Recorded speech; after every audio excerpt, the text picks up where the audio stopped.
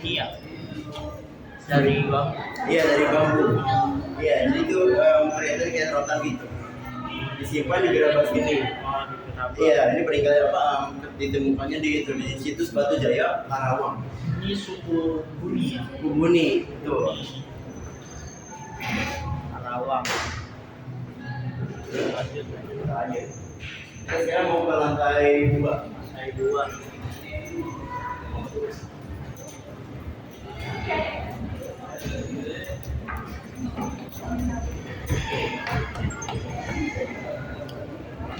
Guys.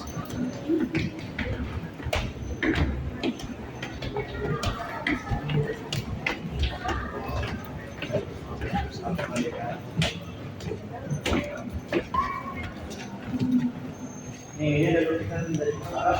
Ini lukisannya dinamai sebagai tinggal keputusan pengadilan yang dilukis oleh Dede Jenich. JJ Denich. Di tengah situ ada ceritanya semacam Raja Salomon, atau dalam agama Islam itu dianggap sebagai Raja Sulaiman. Oke, terus di situ juga ada semacam dua ibu yang memperlakukan seorang bayi. Maka Raja Salomon untuk meminta kayak semacam saran gitulah. Terus sang Raja Salomon itu memutuskan untuk membelah dua bayi tersebut. Terus si ibu kandungnya itu merasa tidak tega lah, karena kan anaknya sendiri akan dibelah dua.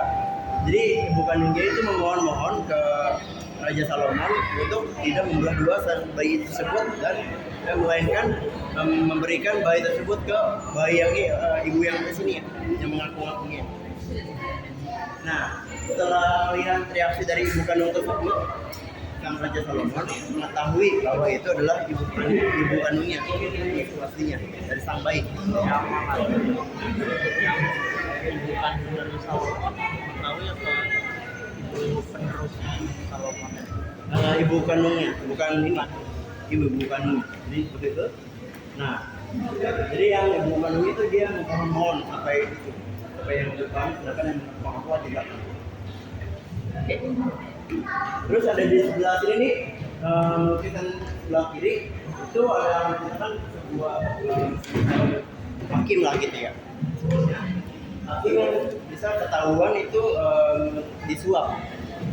Kalau mereka ketahuan disuap, mereka akan dijatuhi hukuman semacam dikuliti dan diubah menjadi pengikut semacam kursi yang dia duduki sendiri. Dan ancaman itu juga berlanjut ke anaknya. Jadi anaknya diancam jika dia juga ketahuan untuk disuapi juga, mereka akan dikuliti juga sama seperti ayahnya. Gitu. Di sebelah kanan juga itu ada raja yang memutuskan sebuah peraturan cukup berat. Dan seperti ada yang ketahuan melakukan perzinahan. Kan ini kan semacam pelanggaran berat gitu ya. Cuman sayangnya yang melakukan perzinahan tersebut adalah anaknya. Hukumannya itu seperti bukan dicongkel kedua matanya. Ya, karena kasus ini anaknya ketahuan perzinahan, jadi anaknya itu dicongkel dua matanya. Namun karena sang raja tidak tega melihat anaknya menjadi buta, sang raja itu dengan rela itu menyumbangkan satu bola matanya. Jadi semacam split bill gitulah. Jadi kayak si raja itu dicongkel satu bola matanya dan anaknya juga dicongkel satu matanya. Jadi seperti itu. Ada yang ingin tanya? Kalau misal dia orang melakukan perzinahan, tapi saudaranya saudaranya yang melakukan, tapi dianya dituduh gitu. Dituduh? Iya. Oh, semacam kayak dia hanya apa sih? Ya. Oh, maksudnya itu kayak dia dituduh oleh saudaranya yang iya. Ini. Oh. Itu tergantung dari keputusan hakim itu sendiri. Iya, jadi ada semacam judgement gitu. Iya, jadi dicek dulu itu asli apakah itu ini, makanya itu ditentukan oleh hakim. Dari hakim. Berarti putusan dulu nih, putusan hakim. Iya betul. Kayak apa nanti di hukumnya kan di situ. Iya, jadi hierarkinya itu ada beda. Jadi raja itu ada juga yang ininya, ada semacam hakim ataupun itu ya, direktur gitu. Selanjutnya, Banyak gitu. nah tadi kan kita bahas-bahas soal sidang ya. Iya. Nah sekarang kita bakal menuju ke ruang sidang. Ruang sidang. Ruang sidang, betul. Ruang sidangnya kayak gimana tuh, Pak? Nah seperti ini, bukan ya? Dia memiliki meja panjang. Memiliki meja panjang. Jadi memiliki 12 jumlah kursi. 12 12. Cuman sayangnya kursi ini kursi-kursi yang ini apa jumlahnya yang tadinya 12 hanya ditampilkan sebanyak 4 karena tidak layak untuk dipertontonkan. Nah, ini jadi di sini para hakim menentukan hukuman apa yang dijatuhi ke para tahanan.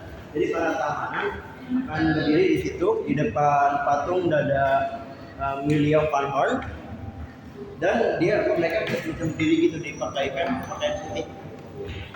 Jadi bagian ini ada lemari besar. Itu di atasnya ada semacam patung Dewi Keadilan dan Kejujuran gitu. Untuk menyimpan semacam dokumen-dokumen para tahanannya. Ya, sama di sini juga sama. Cuman bedanya kalau yang sebelah kanan itu untuk laki-laki dan sebelah kiri itu untuk perempuan. Sama di sini nih yang bikin kita gagal fokus yaitu lukisan ini, lukisan yang cukup besar. Lukisan apa ini, Kak? Ini lukisan dari gubernur yang ada di FOC. Jadi itu sebutannya namanya itu Petrus Albertus Van de Para. Terus Pada tahun 1761 itu masa kedudukannya. Itu dia digambarkan semacam dia suka berfoya-foya. Dia juga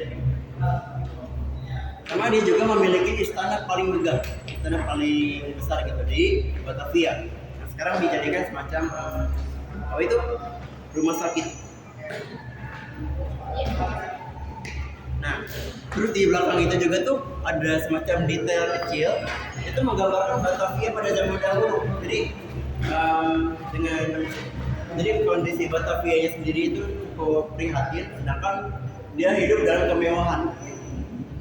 Jadi pelukisnya kita masih belum tahu karena ini ditemukan di negara lain dan dibawa ke sini karena bersangkutan sejarah dengan Batavia. Kita bisa lihat sih. saya mau nanya Ya. tentang ini. Kan belum diketahui kan Iya betul. penemunya. Kenapa dia bisa tahu Ya. itu sejarah peninggalan? Oh itu karena ini ada beberapa pengamat sejarah. Jadi bisa diketahui kalau itu adalah gubernur Petrus Albertus Van de Para. Ini kita sekarang ada di ruang Omlanden atau pada zaman Batavia itu disebutnya sebuah kampung besar. Kampung besar. Cuman bedanya untuk Omlanden sendiri itu dipisahkan dengan FOC. Jadi FOC itu memiliki semacam daerah kekuasaan, daerah khusus mereka saja. Dan Omlanden itu seperti kelompok dari Bali, dari Sumatera ataupun dari orang luar gitu. Nah, jadi Omlanden itu cukup sedikit tertekan karena ada peraturan jika penduduk Omlanden memasuki wilayah ataupun memasuki tembok FOC, dia akan dijatuhi hukuman seperti akan dijadikan budak dan akan dijadikan hukuman tahanan mati gitu. Ada contohnya itu ada budak perempuan dari Bali dan juga ada potret wanita dari Eropa.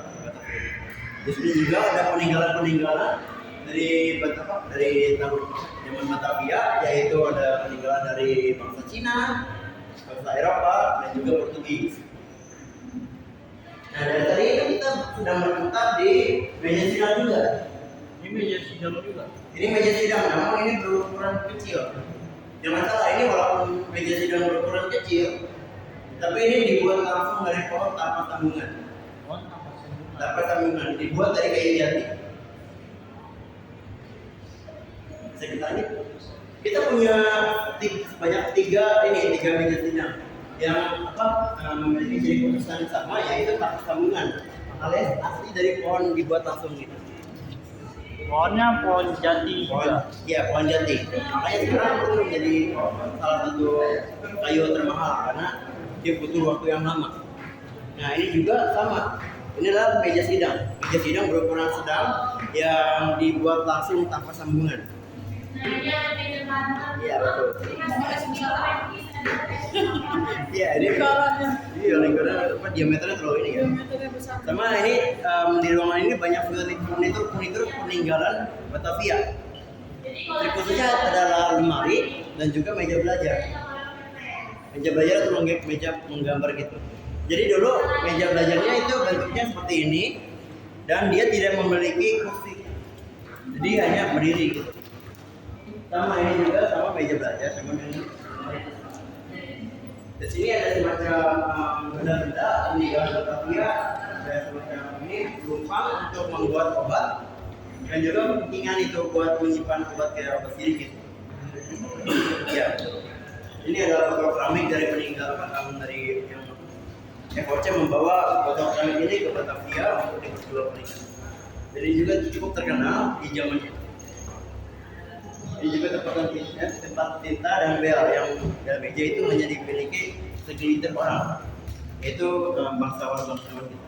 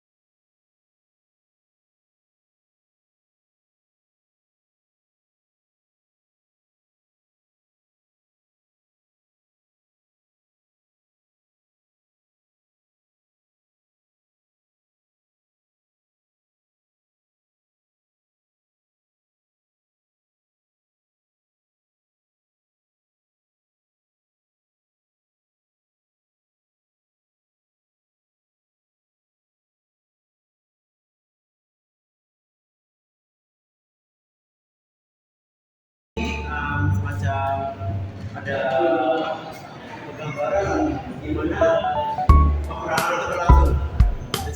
Cuman sayangnya perebutan kota Batavia dari Kerajaan Mataram itu sayangnya digagalkan karena Eponya sendiri dia memiliki senjata api. Sedangkan Kerajaan Mataram ini masih menggunakan tombak dan juga tembak. 13 itu ada dari Sultan Agung. Jadi ditugaskan memata-matai Epoce dan juga menyebarkan fatwa damai. Sayangnya seperti itu Kerajaan Mataram.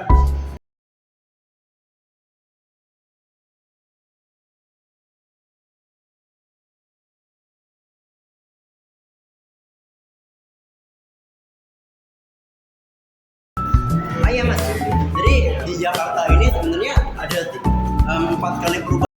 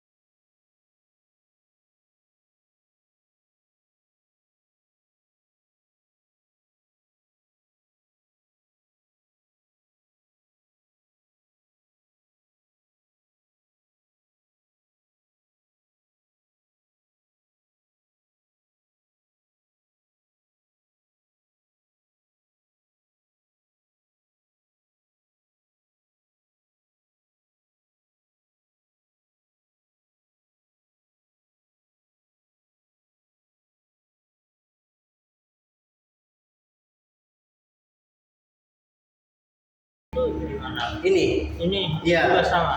sama, cuman sayangnya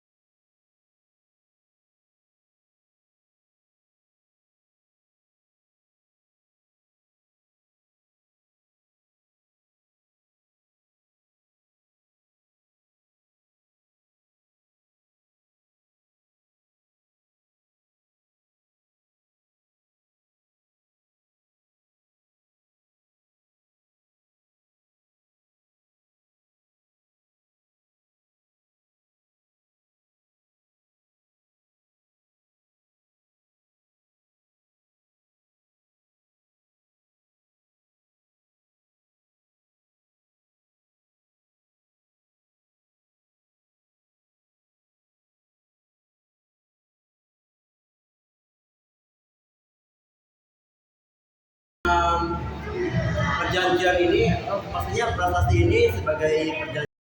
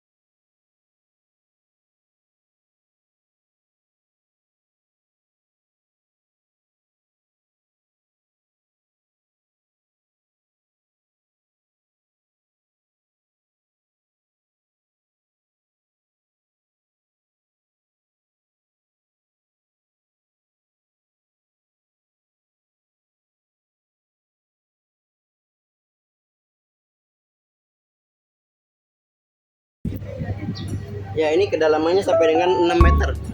Dulu itu punya air.